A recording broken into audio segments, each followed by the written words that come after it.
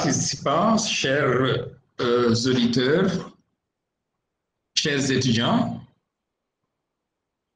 merci d'assister à cette présentation. J'espère qu'on en tirera assez de leçons pour surtout nos auditeurs et étudiants pour oser affronter, comme je l'ai dit tout à l'heure, donc les nouveaux défis méthodologiques qui se sont manifestés vers la fin des années 1990, début 2000. Le texte que j'ai l'honneur de vous présenter, alors il porte sur les interactions économiques et les méthodes de la physique. Bon, il y a eu un renouveau quand même, il faut le reconnaître, un renouveau à partir des années passées, mais il ne faut pas penser que la physique n'a pas toujours inspiré les économistes, parce que du temps d'Adam Smith, donc vers la fin du 19e siècle, même avec les néoclassiques, donc vers la fin du 19e siècle,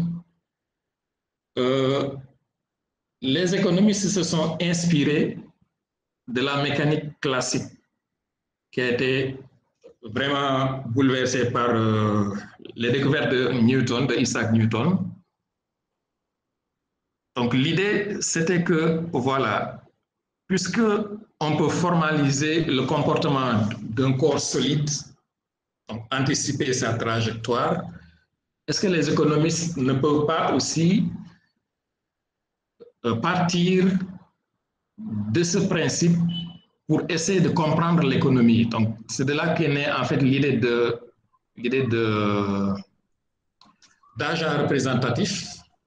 Donc on considère que le système économique forme un tout, mais on peut partir du comportement même de son centre de gravité, ce que les physiciens appellent le centre d'inertie.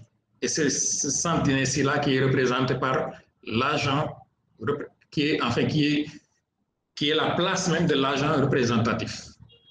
Donc tout comportement de cet agent représentatif va être reflété par la dynamique d'ensemble. Alors, mais très tôt, cette conception a montré ses limites. Et les économistes se sont dit, bon, est-ce qu'il n'y a pas d'autres approches qui permettraient de se passer de cette idée d'agent représentatif? Mais la réponse est non, malheureusement. Nous, économistes, il est difficile d'arracher l'agent représentatif des économistes. Alors, les physiciens ont eu la curiosité de s'intéresser à nos domaines et ont fait des publications en se disant, et si nous appliquions les méthodes, nos propres méthodes à la science économique pour essayer de comprendre certains phénomènes économiques qui sont parfois imprévisibles ou bien inexplicables, comme l'a dit tout à l'heure le chef directeur général. Donc, on n'avait pas pu anticiper la crise de 2008, alors que si on avait les outils nécessaires, on aurait peut-être pu se dire, voilà, attention, quelque chose va se passer vu la dynamique d'ensemble du système. Alors, ce ne sont pas les économistes qui sont allés vers les physiciens, mais ce sont plutôt les physiciens qui sont venus vers nous, mais sans avoir la prétention d'être des économistes.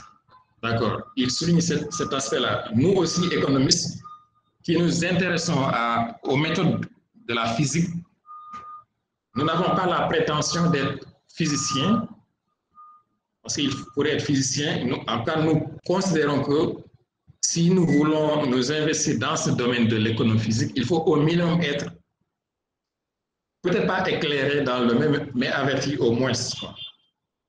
Donc, c'est un défi qu'il faut relever, un défi méthodologique, et c'est nécessaire de faire ce déplacement-là. Alors, les physiciens se sont intéressés non seulement à l'économie, mais aussi à la sociologie. Et même les travaux en sociophysique sont très nombreux.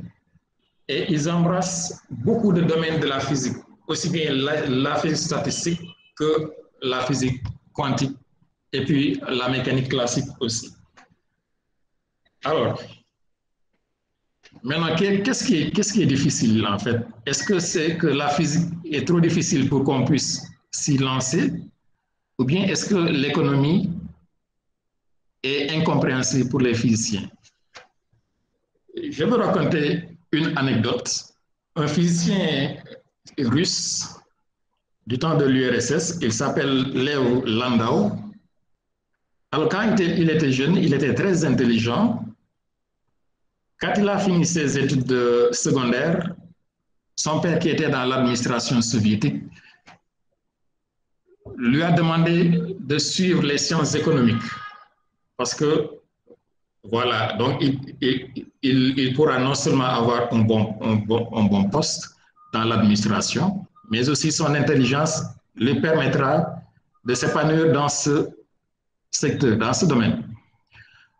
Alors, le pauvre, il a suivi quelques cours d'économie et puis il en est sorti dégoûté. Dégoûté pourquoi? Parce que pour lui, l'économie est trop difficile. Il ne pouvait pas comprendre l'économie parce que c'est trop difficile pour lui, malgré son intelligence. Donc, son père l'a finalement laissé faire ce qu'il voulait, c'est-à-dire s'inscrire à l'université Lomonosov à la faculté de sciences physiques.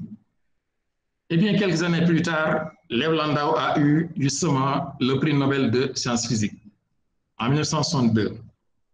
C'est pour dire que l'interdisciplinarité est possible, rien n'est difficile, il faut juste avoir la volonté, le courage de se lancer. Maintenant, cette présentation que je vais faire, je vais essayer de la rendre la plus accessible possible. Donc, j'ai essayé d'enlever le maximum de formules, mais on trouvera juste des gouttes de formules, juste pour nous fixer les idées. Et puis, je vais plutôt me concentrer sur les principes, pas sur les outils. Le plan de présentation est le suivant. Donc, je vais parler d'abord des interactions dans une économie de marché. Ensuite, je parlerai de l'équilibre de productivité sectorielle. Et enfin, je parlerai des applications même de la physique à l'inspection et aux jeunes. Les perspectives viendront après. Ok, donc, comme je le disais tout à l'heure, les théories économiques classiques sont des modèles déterministes qui ont utilisé les méthodes dominantes de la mécanique classique dans les sciences physiques. Et cette mécanique classique-là, elle a été remplacée, mais prolongée par la mécanique quantique dans l'analyse des comportements des particules. Une économie de marché est ainsi réduite à une grande machine calculatrice déterministe qui calcule un ensemble d'échanges de marché entre acteurs économiques. Donc, dès que c'est déterministe, tout est OK. On peut anticiper tous les problèmes. On peut savoir quelle sera la trajectoire donc, de notre agent représentatif. Alors, cela est facilité par l'utilisation du concept d'agent représentatif, dont le comportement reflète les comportements agrégés de tous les agents. Mais l'étude complète d'une situation économique requiert non seulement la connaissance de tous les éléments qui la déterminent, mais aussi leur dynamique d'ensemble. Alors, pourquoi? Parce que les agents économiques prennent en tout cas des milliards de décisions par unité de temps. Si nous considérons une semaine, par exemple, comptabiliser toutes les décisions économiques prises serait illusoire, mais aussi serait inutile. Et pourtant, ces décisions ont des conséquences sur l'activité économique de la semaine suivante et même des périodes qui vont suivre. Donc, on est en face d'un ensemble d'informations auxquelles on n'a pas accès et pourtant, toutes ces informations-là, ces milliards d'informations affectent le comportement du système. Il est tout aussi illusoire de chercher une relation déterministe entre ces décisions et les conséquences économiques qui en résulteront. Donc, l'économiste est en face à une infinité et en face d'une infinité de décisions auxquelles il n'a pas accès, en face aussi d'effets visibles ou supposés visibles qu'il ne peut pas toujours interpréter ou prévoir. Il est naturel de mettre en œuvre des outils probabilistes qui permettent d'appréhender les comportements généraux des objets d'observation. Donc, si je dis objet d'observation, on s'éloigne un peu de la nature même de l'unité d'analyse. On ne se dit pas pourquoi il prend telle ou telle décision, mais on se dit, voilà, il a pris la décision, un autre a pris une décision, un autre a pris une décision. Alors que bien que ce soit des décisions idiosyncratiques, donc qui dépendent de leur caractère psychologique. Alors, prédire les résultats réels avec une précision exacte n'est pas possible, sauf dans le contexte des sciences pures, mais on peut, à partir de la théorie et de l'observation, anticiper la survenance de résultats. Et même, il faut le dire, ce qui est intéressant dans ça, c'est que même dans les sciences exactes, il n'est pas toujours possible de prédire de façon exacte.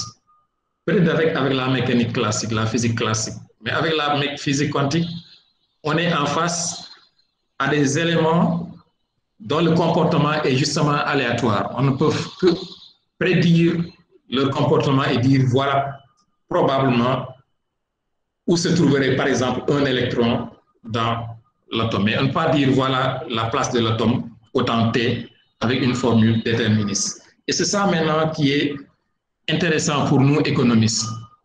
On ne peut pas dire, voilà la décision que l'agent va prendre, mais voilà probablement les décisions qui seront prises par tel groupe d'agents. Donc, l'incertitude est non seulement expliquée par le défaut d'accès à la totalité des informations précises, mais aussi par la variabilité continue de ces informations, due au changement des conditions réelles de survenance de ces résultats. Si je sais que tel consommateur, chaque mois, va acheter tant de sacs de riz, je peux considérer que, voilà, ça c'est peut-être une certitude. Mais ces décisions d'achat peuvent être influencées par des chocs externes qui l'amèneraient à modifier ces décisions d'achat, de consommation. Donc, les comportements sont champ d'incertitude. Nous, analystes, nous ne maîtrisons pas l'ensemble des informations et leur variabilité aussi. Ainsi, la difficulté de modéliser en détail les échanges intègre la variabilité des acteurs et des produits, ainsi que le contexte. Et cela est vrai. Je peux avoir un groupe de consommateurs, bien un groupe de producteurs, j'analyse leur secteur, et avant même que je ne finisse l'analyse, il y a des entreprises qui disparaissent, il y a des entreprises qui naissent. Le contexte aussi, quel est l'environnement économique dans lequel évoluent ces entreprises. Donc tout ça, c'est variable et c'est difficilement modélisable. Mais heureusement, appréhender une économie de marché peut se faire par la modélisation probabiliste. Alors l'économie physique ou bien économie physique est un domaine de recherche et d'analyse des phénomènes économiques développé surtout par des physiciens depuis le début des années 2000. Mais ce qu'il faut savoir, c'est que le terme éconophysique lui-même, il est né en 1995 lors d'une conférence qui s'est tenue simultanément en Inde et en Chine. C'est à ce moment-là que Stanley a proposé ce terme éconophysique, donc, ou bien qui est beaucoup plus synthétique que les termes économie physique, mais les deux se valent. Donc, ces approches des problèmes économiques habituels sont essentiellement de nature probabiliste, inspirées de la mécanique statistique. Celle-ci, cette mécanique statistique est née à la fin du 19e siècle, je vais passer rapidement dessus, et a été développée par des physiciens comme Gibbs, Boltzmann, Maxwell, qui ont travaillé aussi en mécanique quantique, surtout Maxwell, dont certaines équations, encore les équations qu'on dit équations de Maxwell, justement, dirigent les mouvements, les champs électromagnétiques. Alors, celle-ci est née donc à cette période avec des physiciens qui ont essayé de comprendre le comportement physique d'un ensemble composé d'un grand nombre d'éléments. Ouais, donc, il faut un grand ensemble et des éléments qui sont insignifiants par rapport au grand ensemble. Ça fait un peu penser à la concurrence pure et parfaite. Donc, il faut savoir que les méthodes de la mécanique statistique n'ont pas très tôt attiré l'attention des économistes, alors qu'elles conviennent parfaitement à la macroéconomie, surtout si celle-ci porte sur un grand nombre d'agents qui sont en interaction. En analysant un système composé d'un grand nombre d'acteurs, il est possible de suivre le comportement précis de chacun d'eux, puisqu'il est impossible plutôt de suivre le comportement précis de chacun d'eux, puisque leurs contraintes économiques et leurs objectifs changent constamment et sont différents. Ça peut être les contraintes budgétaires, on peut avoir un problème qui réduit notre pouvoir d'achat. Nos objectifs aussi peuvent changer, on peut avoir un choc dans le ménage et on oriente nos dépenses vers la santé, par exemple, etc. Donc, certains ménages peuvent tomber dans le chômage, enfin, certains chefs de ménage, mais certains membres de ménage peuvent tomber dans le chômage ou souffrir d'une maladie inattendue, ce qui fait changer leurs contraintes budgétaires ou leurs fonctions d'utilité. Alors, connaître le comportement précis de chaque agent à chaque instant n'est pas pertinent. Exactement, parce que même avec la théorie de la cinétique des gaz aussi, ou bien même avec la mécanique des fluides, quand on voit un fluide qui bouge, il n'est pas pertinent ni intéressant de prendre un seul élément, ça peut être une molécule, bien un atome, et puis voir sa trajectoire, son comportement, parce que ça n'influe pas directement, de façon significative, le comportement global. Et c'est ça aussi qui est valable en économie. On n'a pas besoin de prendre M. X et de savoir quel est son comportement microéconomique pour l'implémenter et comprendre le comportement macroéconomique. Alors, le comportement microéconomique est en réalité stochastique et il faut donc recourir à des méthodes statistiques pour étudier la macroéconomie. Alors, c'est ce que je disais tout à l'heure. Donc, le point de départ de la mécanique statistique est qu'il est illusoire de poursuivre le mouvement précis d'une molécule dans un gaz, et de même, la macroéconomie peut être construite sur ce principe. La première conséquence est la révision de la notion d'équilibre qui devient non pas équilibre en un seul point, mais une distribution de probabilité sur un ensemble de points. C'est là où ça devient intéressant. On passe maintenant de l'équilibre ponctuel à l'équilibre global, un ensemble d'équilibres ponctuels. Donc, c'est ainsi qu'appliqué au secteur de production à l'équilibre, on retrouve des niveaux de productivité dans l'économie plutôt qu'un seul niveau de productivité. Donc, la mécanique statistique aussi permet justement d'évaluer la distribution de probabilité des productivités optimales. Dès qu'on maximise cette probabilité-là, on obtient la distribution optimale de la productivité au sein d'une économie.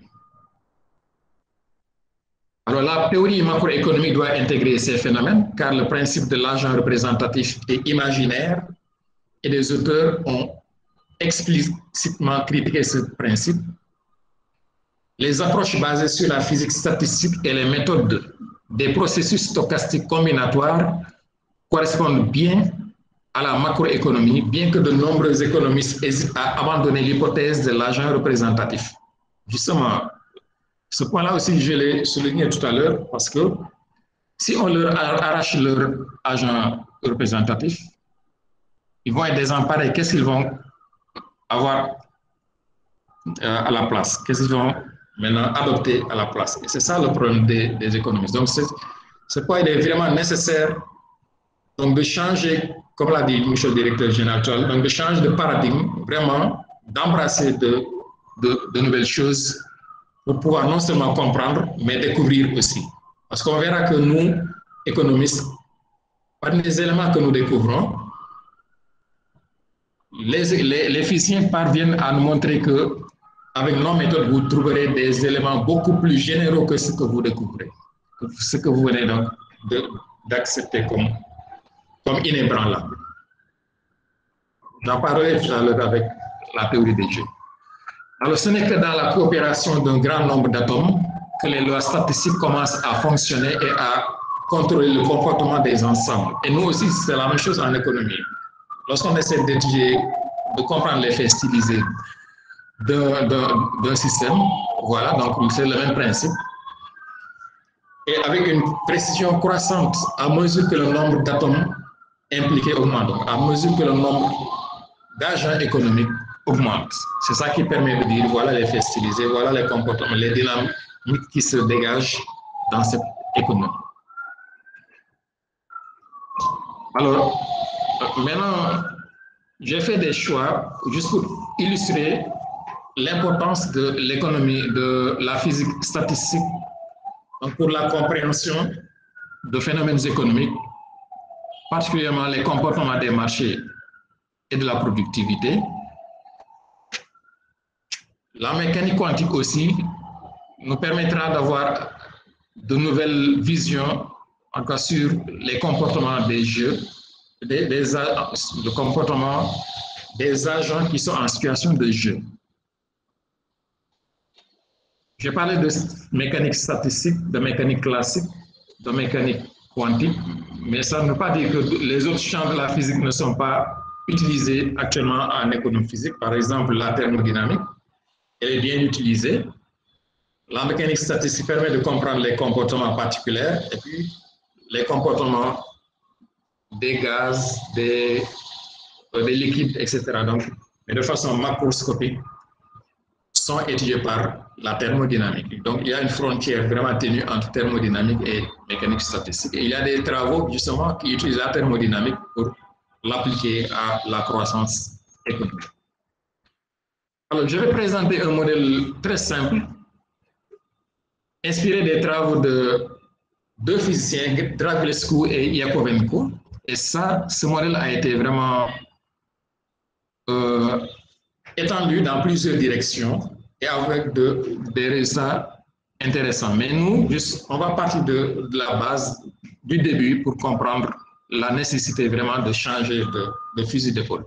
Alors, on considère qu'une économie qui est composée de n agents, et chacun est doté d'une somme d'argent, petit m, on peut libeller ça en CFA pour nous fixer les idées. Alors, le montant total d'argent dans l'économie est une constante, m. Et c'est l'idée de l'efficient, cette chance-là, ils ont je ne dis pas des variables, mais en tout cas, ils ont des paramètres qui ne bougent pas.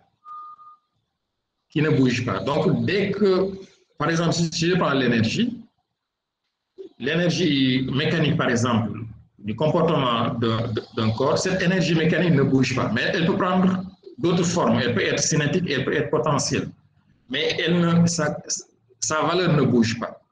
Donc, si nous, économistes, nous pouvons nous fixer aussi des paramètres qui n'évoluent pas, mais qui peuvent changer de forme, déjà, ça, c'est un point d'entrée pour les méthodes physiques. Alors, on suppose que la quantité de monnaie dans l'économie est fixe.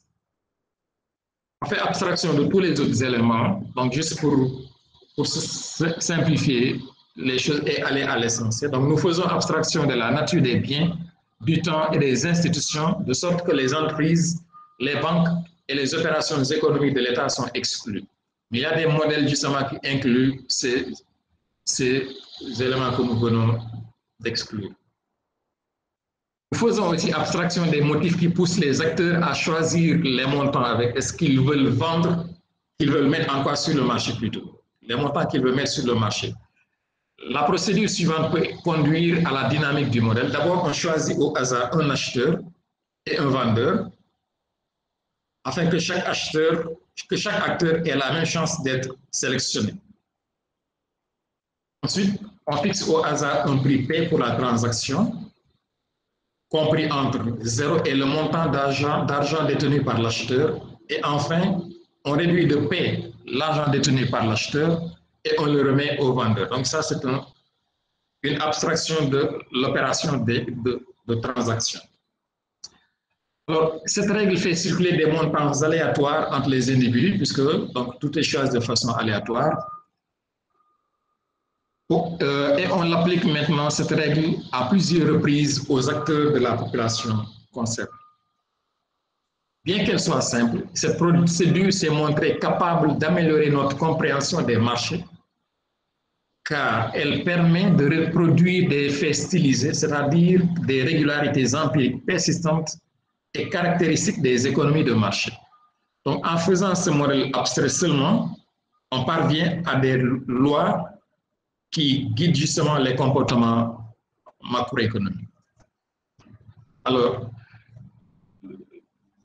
on parle un peu de la procédure de façon plus précise. Donc, sachant qu'on peut dénombrer les acteurs disposant de 0 franc, 1 franc CFA, etc., M franc CFA, chaque montant peut être vu comme une urne et tout acteur est affecté à l'urne qui correspond au nombre de CFA qu'il détient.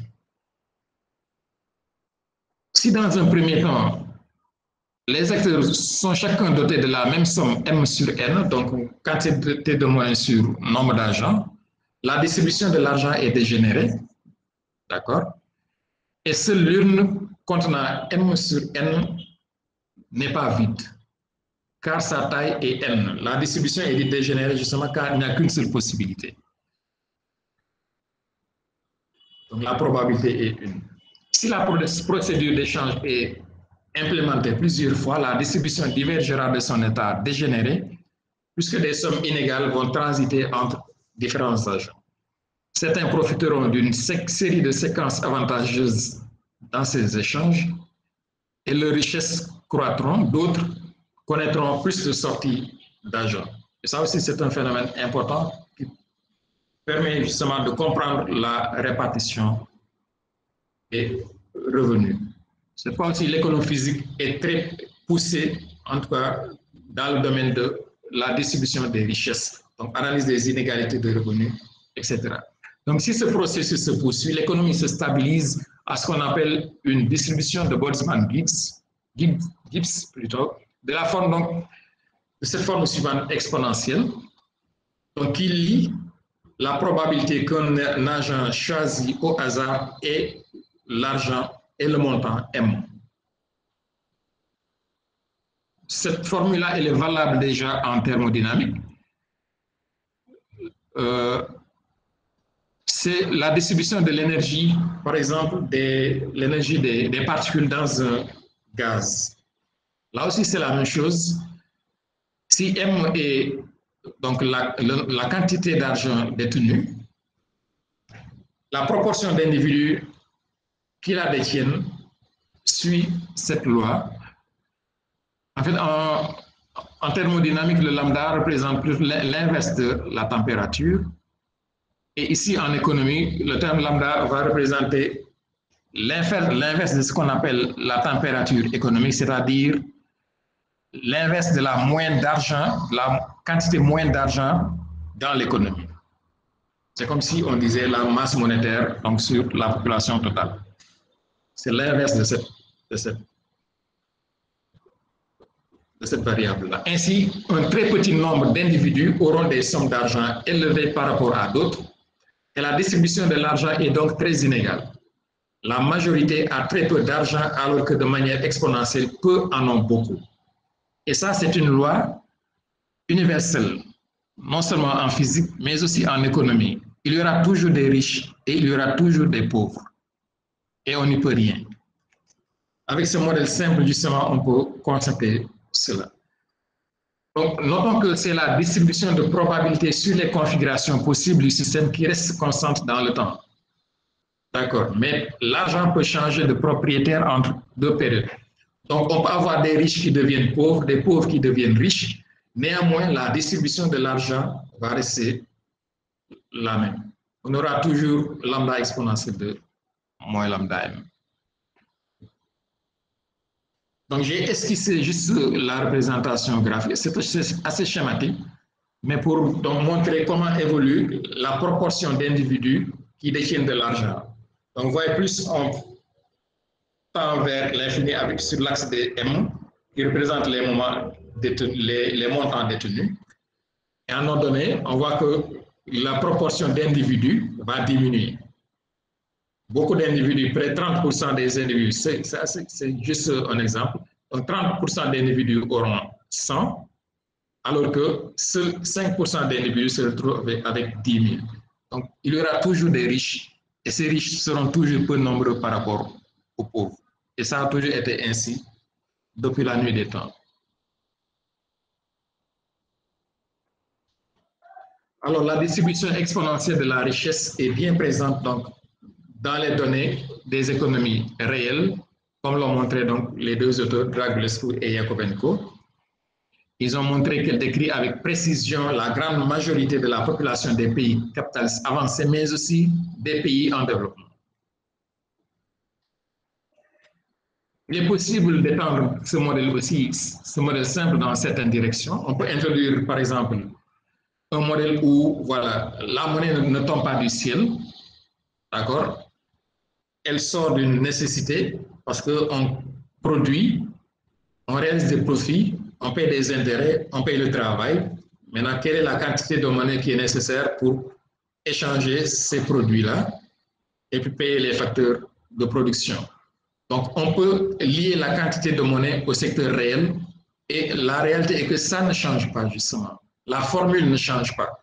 Même si on introduit une fonction de production, donc avec tous les éléments, toutes les composantes, on maximise, on détermine la quantité de monnaie, on retombe encore sur la même répartition de Boltzmann-Gibbs.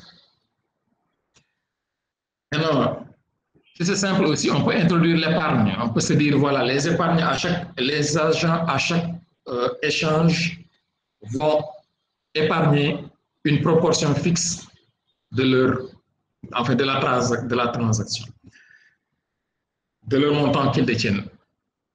Alors, ce qu'on trouve, c'est que si on introduit l'épargne fixe, on tombe sur ce qu'on appelle la loi gamma.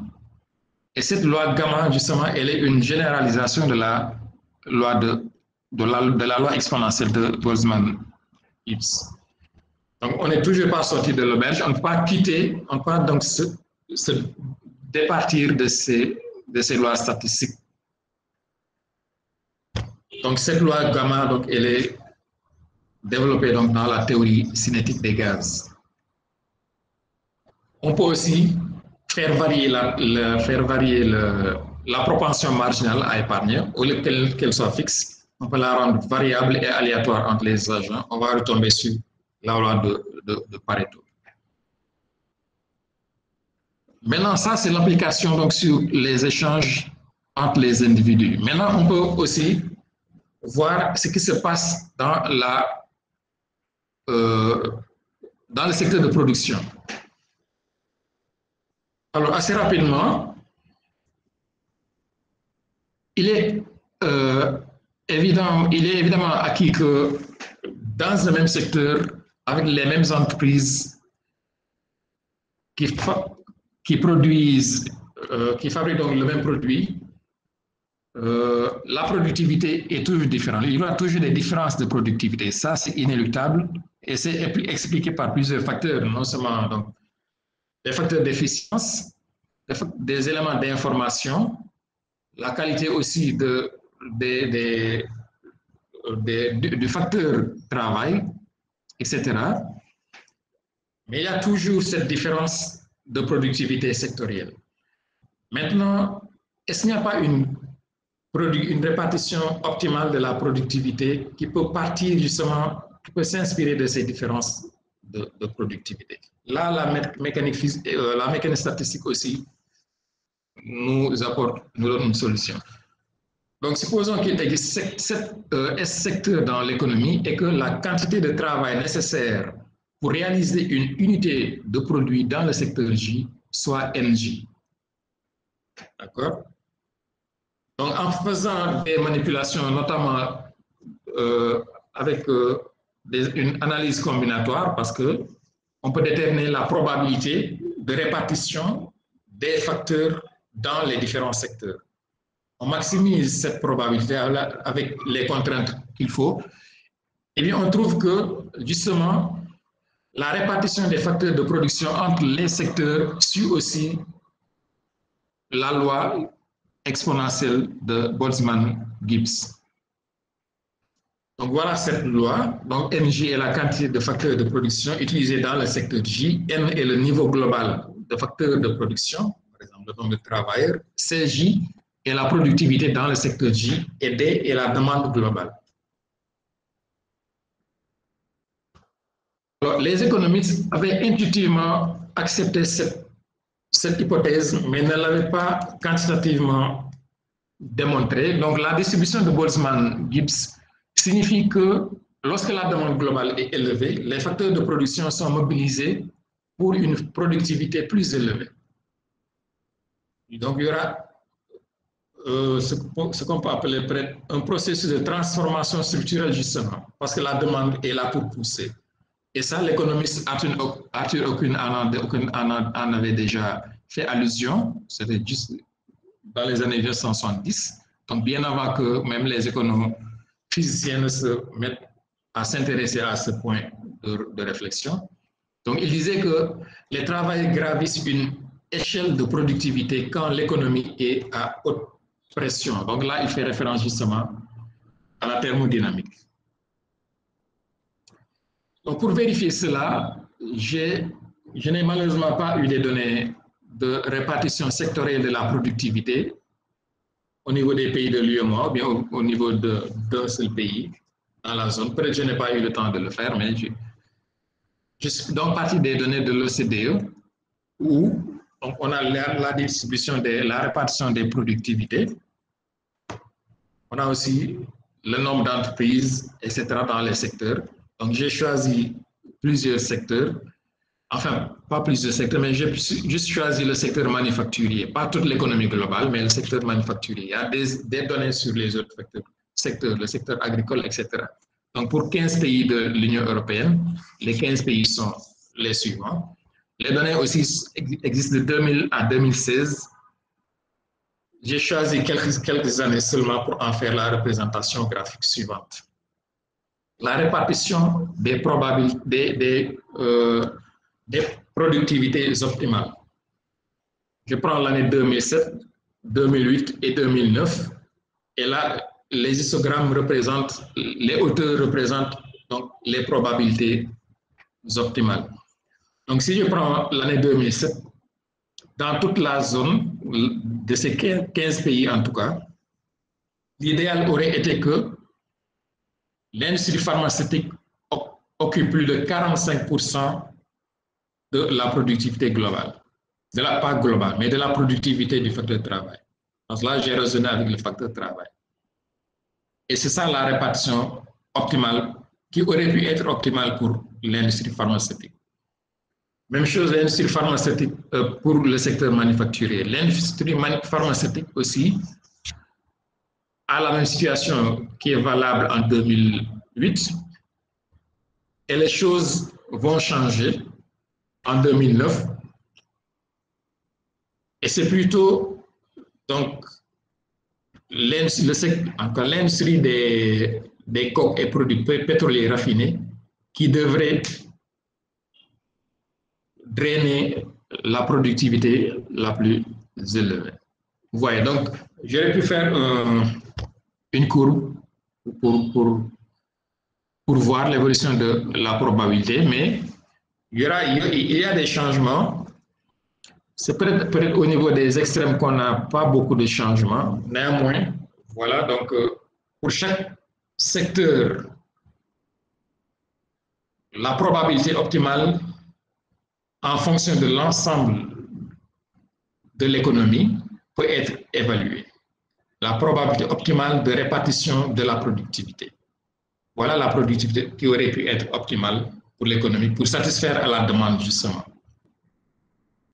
J'ai pris la dernière année 2016, la dernière année où les données sont disponibles. Et maintenant, j'ai classé les probabilités. Et en 2016, justement, le secteur des machines et équipements devrait occuper à peu près 68% de la productivité totale. Donc, on a beaucoup plus besoin de productivité, de transférer la productivité vers les équipements et machines. Et beaucoup moins vers le secteur des ordinateurs et produits électroniques, beaucoup moins encore vers les produits en caoutchouc, les produits chimiques, etc. Donc, il y a une dynamique annuelle. Maintenant, il faut voir dans l'économie, dans les économies, qu'est-ce qu'il expliquerait.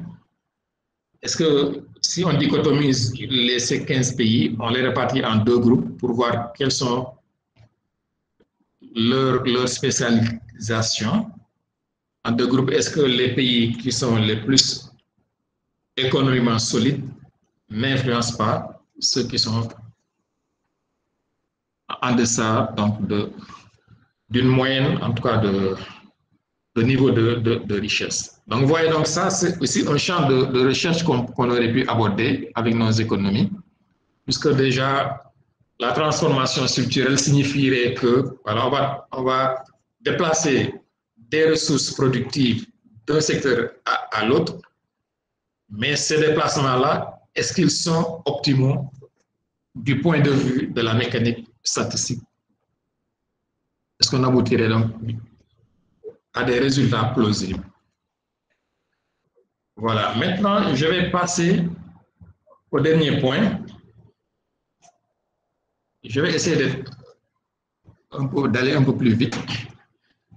Donc maintenant, les éléments aussi, les outils de la physique quantique sont applicables justement à la théorie des jeux. La théorie des comportements stratégiques ou théorie des jeux. Elle permet de modéliser les interactions entre des agents qui ont des objectifs pouvant être opposés et des actions leur permettant d'obtenir des paiements. Alors, on est en face de joueurs, ce sont des agents, ça peut être des pays, ça peut être des entreprises, ça peut être même des individus, etc., des institutions. Donc, une stratégie est un plan d'action qui prévoit ce que doit faire le joueur dans chaque éventualité qu'il va rencontrer. Et lorsque chaque joueur choisit une telle stratégie, le déroulement du jeu est fixé et on peut au moins théoriquement calculer l'issue du jeu et les paiements. Donc, pour décrire un jeu, on peut donner pour chaque joueur l'ensemble de ses stratégies ainsi que les applications qui associent au vecteur de stratégie les paiements des joueurs. On parle alors de jeu sous forme stratégique. Je vais essayer de ne pas trop perdre de temps sur ces éléments, mais c'est juste pour montrer que, voilà, on peut aussi puiser dans la physique quantique. Donc, je vais présenter une situation de jeu entre des agents économiques dont les intérêts sont antagonistes, en montrant l'apport de l'approche quantique par rapport à l'approche classique communément utilisée en économie.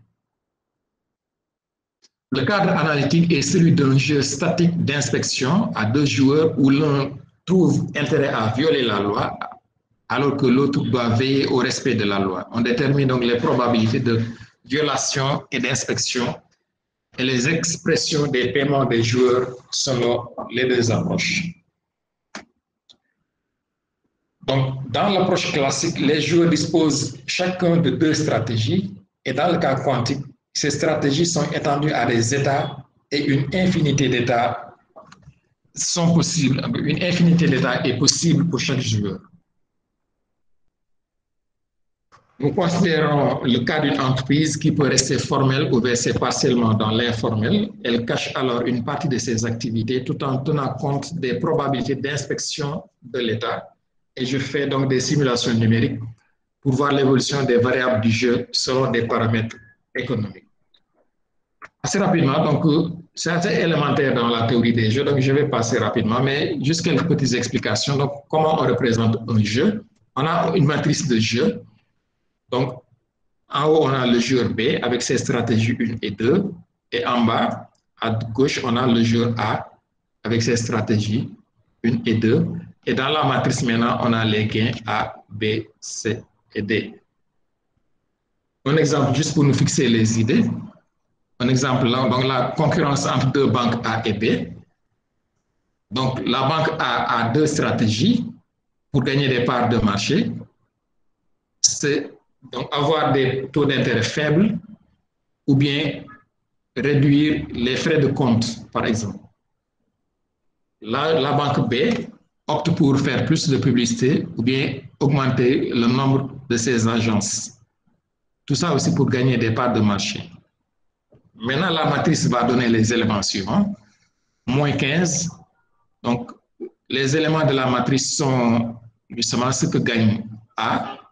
Moins 15, signifie que si l'entreprise B fait de la publicité et que la banque A baisse ses taux d'intérêt, alors la part de marché de l'entreprise A va diminuer de 15%, par exemple. Mais si la banque B maintient toujours des taux d'intérêt faibles et que la banque A plutôt maintient des taux d'intérêt faibles et que la banque B augmente son nombre d'agences, alors c'est la banque A qui va gagner plus 20% de part de marché. Et ce jeu classique-là, on peut le résoudre facilement. Et puis, on pourra trouver que, voilà, le gain, le résultat final de ce jeu est que l'entreprise B opte pour la publicité et que l'entreprise A opte pour les frais de compte faibles et que, voilà, en fait de compte, c'est la banque A qui va gagner 10% de plus de part de marché. Il y a des méthodes très simples pour faire ces calculs. Donc, je vais passer dessus, mais c'est juste pour nous fixer les idées. Ça, c'est un jeu classique. Maintenant, pour que ça soit un jeu mixte, de stratégie mixte, il faut que chacun des joueurs ne sache pas quelle option il va choisir. D'accord? Maintenant, l'entreprise B ne sait plus si elle va faire de la publicité ou bien si elle va augmenter son nombre d'agences. Donc, pour ça, il lui faut une variable aléatoire qui lui permette d'assigner des probabilités à la publicité et au nombre d'agences. Et on peut faire des analyses justement pour trouver les probabilités optimales. Les joueurs assignent des probabilités à les différentes stratégies. Et pour le joueur A, la probabilité PI est affectée à la stratégie I, et ainsi de suite. Et voilà comment donc se présentera la matrice de jeu. Donc, A a des probabilités P1, P2, B a des probabilités Q1, Q2. Je joue ma première stratégie avec la probabilité P1, ma deuxième stratégie avec la probabilité P2. Mais je ne sais pas ce que je vais jouer. Si c'est avec pile ou face, donc si pile sort, je vais jouer P1. Si face sort, je vais jouer P2. Mais je ne peux pas anticiper. C'est ça l'idée. Mais il y a des probabilités optimales, justement. On peut trouver les formules de ces probabilités optimales. On peut trouver les expressions de la valeur du jeu. Quel est le résultat? Quelle est l'espérance de gain ou de perte de A? Et on peut aussi calculer ce qu'on appelle les probabilités optimales. Mais on va passer dessus. Ça, c'était un jeu à stratégie mixte, mais un jeu à somme nulle. Là, on peut avoir aussi un jeu à somme constante. Donc, dans le jeu à somme nulle, ce que l'un gagne va être perdu par l'autre. Donc, des parts de marché vont être échangées. Mais il est possible aussi qu'on ait un jeu où ce que je gagne ne va pas influencer ce que gagne l'un. Donc, le joueur a la stratégie 1 et la stratégie 2 à sa disposition. Le joueur B a la stratégie S'1 et puis S'2 pour deuxième stratégie. Donc, A1-1, c'est ce que A gagne s'il joue sa première stratégie et B joue sa première stratégie. B1-1, etc. Donc, B2-2, si A joue sa deuxième stratégie et B joue sa deuxième stratégie, voilà ce que B va gagner. À ce niveau-là aussi, on peut avoir une estimation des probabilités optimales. Alors, maintenant, Ça, c'est une approche classique. Maintenant, les physiciens ont permis d'étendre les stratégies.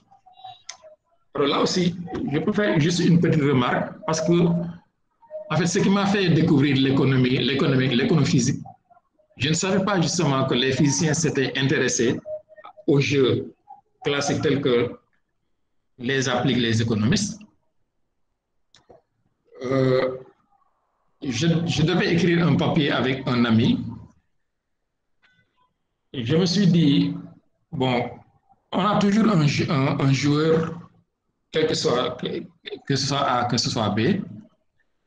Le joueur n'a que le choix, n'a que deux choix. Je joue la première stratégie ou bien je joue la deuxième stratégie.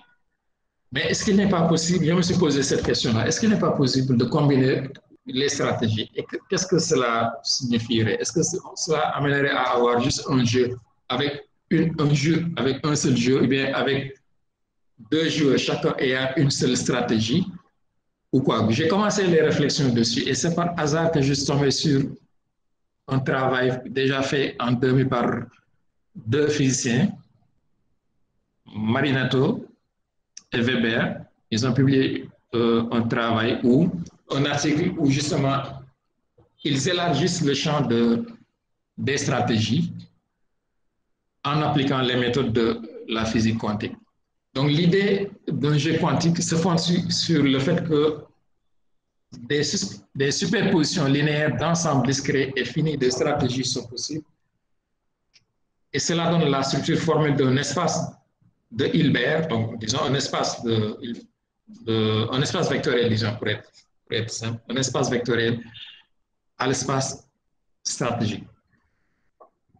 Alors, l'avantage est que cela va élargir les choix stratégiques possibles. J'ai parlé tout à l'heure de jouer une stratégie ou bien l'autre. Maintenant, on va combiner les stratégies. Au lieu de jouer une ou deux, on va jouer des combinaisons de une et deux. Donc, l'avantage est que cela va élargir les choix stratégiques possibles qui sont offerts à chacun des joueurs d'un ensemble dénombrable à un ensemble continu. Les stratégies ainsi définies sont qualifiées de quantiques et sont des combinaisons linéaires des stratégies pures. Voilà. Donc, comment comprendre justement l'intrusion de la mécanique quantique dans la théorie des jeux? Supposons que A joue sa première stratégie. D'accord? La première banque décide de ne faire que réduire ses taux d'intérêt.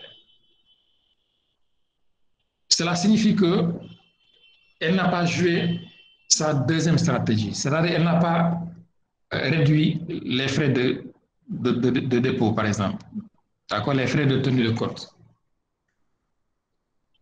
Maintenant, au lieu d'avoir ces deux choix, on va créer plutôt deux vecteurs qu'on appelle des états, qu'on va libeller de façon suivante. Le premier vecteur S1, cette notation-là, c'est une notation des physiciens qui, au lieu de dire vecteur, ils disent quête. C'est la notation d'un économiste, d'un physicien direct. Mais bon, ce qui nous intéresse, c'est que si je vois un vecteur 1, 0, cela signifie que le vecteur a deux composantes, 1 et 0. 1 signifie que la première stratégie est jouée, 0 signifie que la deuxième stratégie n'est pas jouée. Donc le vecteur signifie que si je joue une stratégie, je l'ai jouée et je n'ai pas joué l'autre stratégie. Donc j'ai un vecteur 1, 0. Mais si je joue la deuxième stratégie, alors je n'aurai pas joué la première stratégie. J'aurai donc 0, 1. Et c'est comme ça qu'on va noter les stratégies. Et ce sont maintenant des états, donc des vecteurs.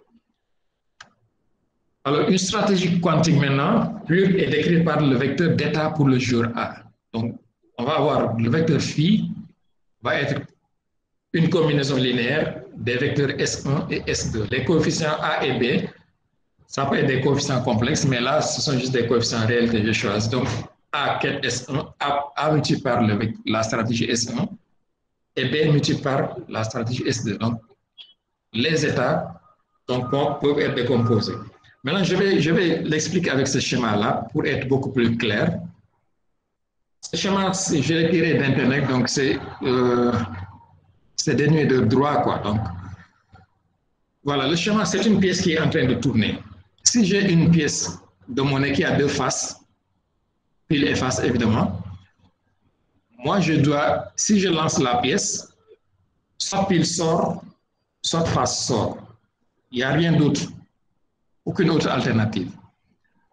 Mais la physique quantique nous dit que si tu prends la pièce et que tu la fais tourner autour d'elle-même, sur un axe vertical, alors tu auras des combinaisons linéaires de pile et face. Et tu peux maintenant élargir ton champ stratégique. Et maintenant, au lieu d'être juste un disque qu'on va analyser, on va plutôt analyser une sphère. On élargit l'espace des possibilités. Donc, après, l'espace des états, qui est une combinaison justement linéaire de ces stratégies ponctuelles dénombrables, on passe donc d'un disque à une sphère. D'accord? Et c'est là où cela devient possible de généraliser les résultats des jeux classiques.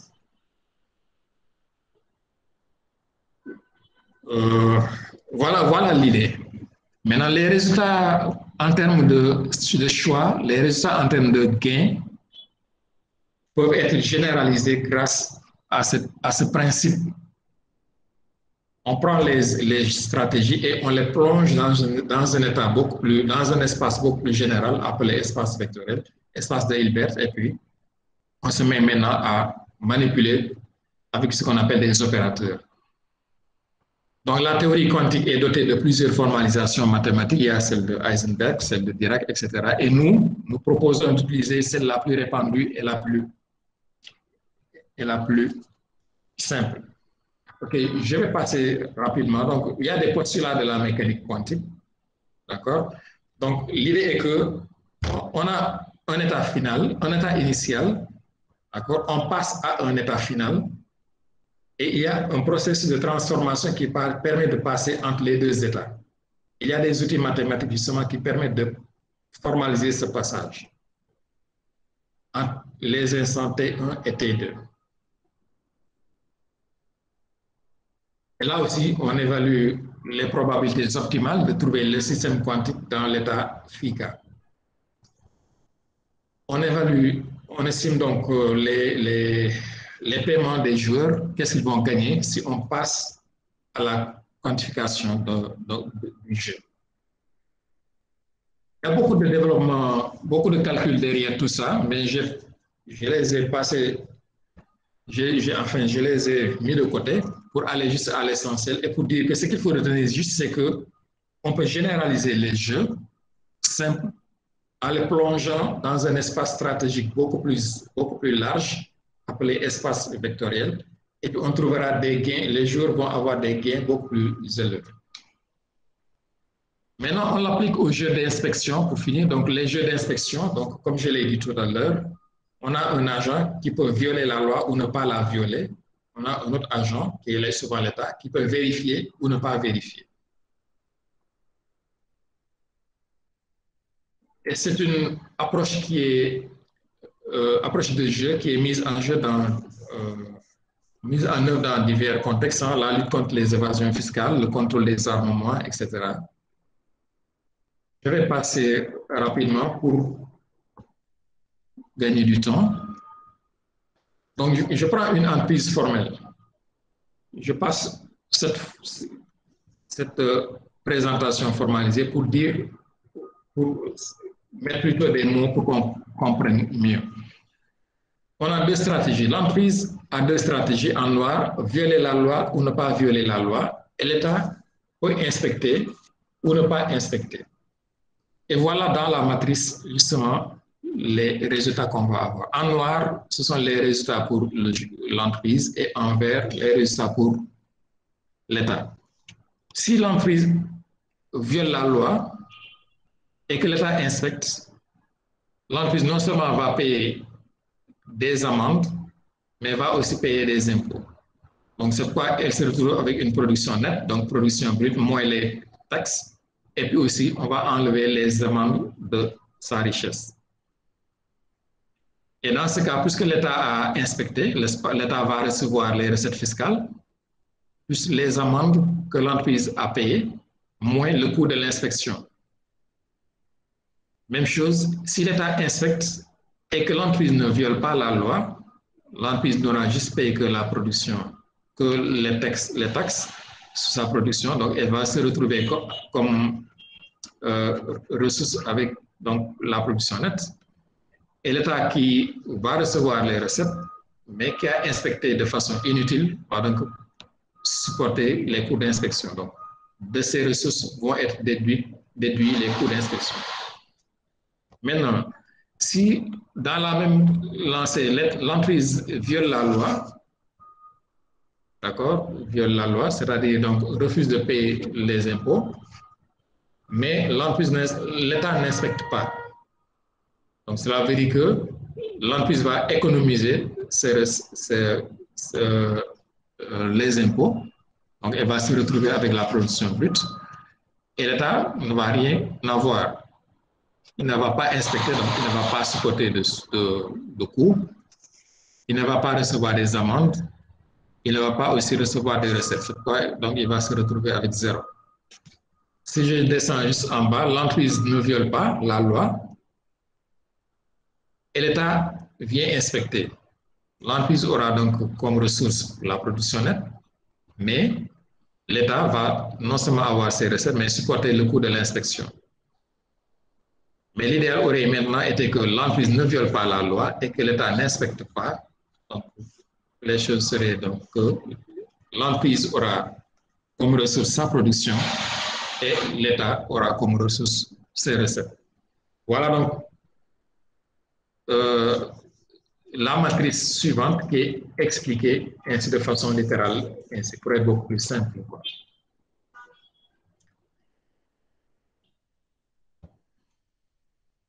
Voilà, donc là, ce sont les coûts. Parce que si l'État inspecte et constate la non-violation, l'entreprise va gagner en bonne réputation, qui peut se traduire par une demande accrue pour son produit du fait de la confiance des demandeurs. Parce que quand je faisais le modèle, j'avais introduit justement les gains et les pertes de réputation. Parce que si l'État passe tout son temps à inspecter des entreprises qui ne violent pas la loi, qui paient des impôts normalement, donc l'État va subir des coûts non seulement d'inspection, mais sa réputation aussi de bon contrôleur va être ternie. Donc, c'est pourquoi il faut une probabilité optimale d'inspection et de non-inspection. Donc, l'État y perd aussi car donc, les inspecteurs lui colleront une réputation d'inefficacité. D'accord? Donc, ça, c'est juste pour présenter très brièvement les jeux d'inspection. Maintenant, ce qui est intéressant, c'est qu'on peut appliquer cela à l'informalité et à l'évasion fiscale. Ça, c'est un papier que je suis en train d'écrire avec un ami.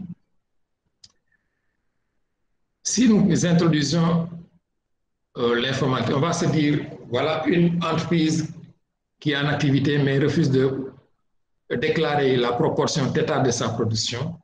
Alors la matrice de jeu va changer et il est possible de calculer les expressions générales des probabilités optimales de l'entreprise et de l'État. Et les paiements de l'entreprise et de l'État aussi peuvent être évalués de façon classique et puis de façon quantique aussi.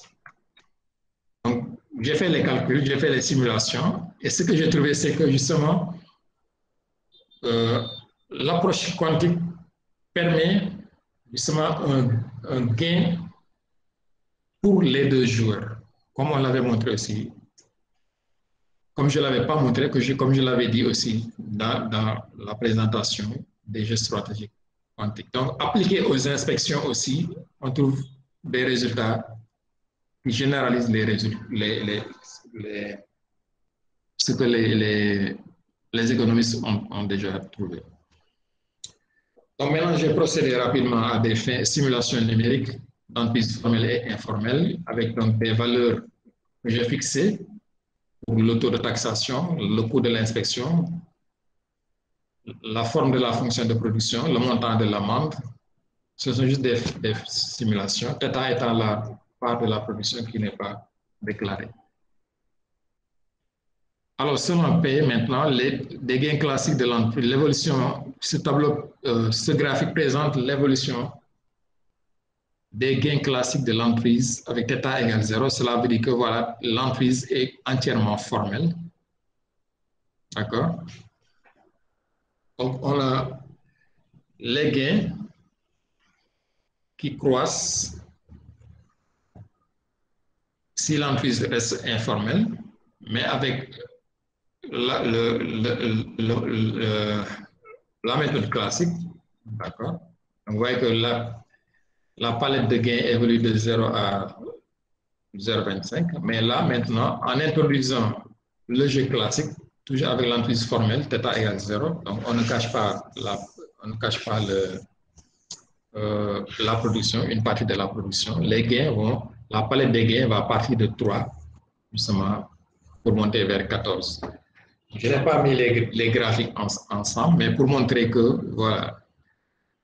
Donc, l'introduction de la quantification permet d'améliorer les gains des deux joueurs. Dernier élément, là aussi, j'ai fait évoluer θ et j'ai mis en rapport les gains classiques avec les gains quantiques.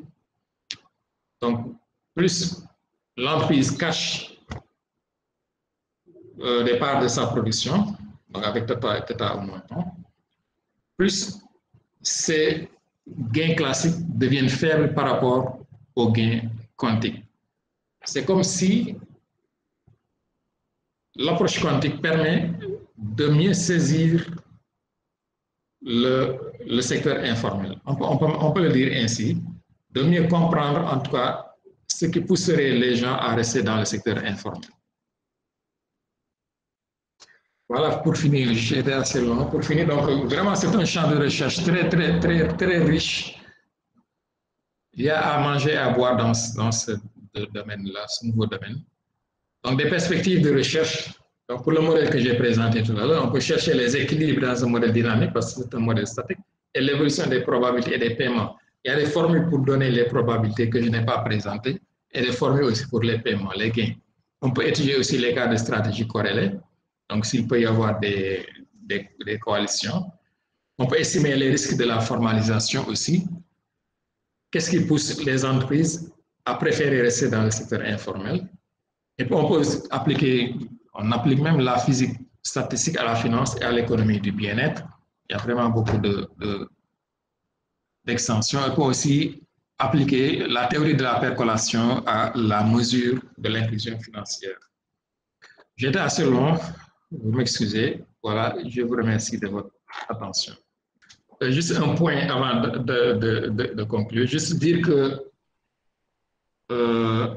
le modèle de Black and Scholes, en fait, il est issu de la physique.